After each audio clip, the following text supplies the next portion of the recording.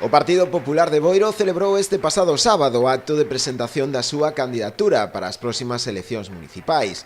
Foi nun multitudinario acto celebrado no Parque da Cachada, arroupado por numerosos militantes e simpatizantes desta formación política na localidade, así como tamén pola titular de Mar, Rosa Quintana.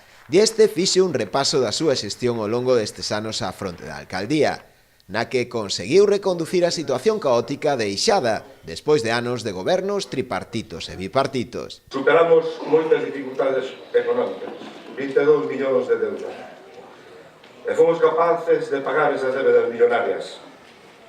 Fomos capaces ao mesmo tempo de pagar as nóminas de setembro e de outubro que non se podían pagar dos traballadores do Concello.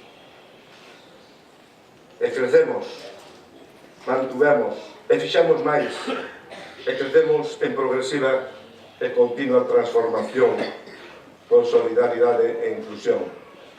Mirade por todas as parroquias, non hai unha parroquia que se tocara.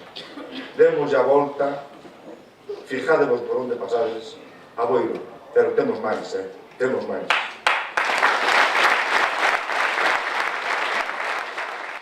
Dieste tamén aludiu a que a súa candidatura é a única alternativa viable. E non vamos nacadear co voso voto. A unidade é moi importante.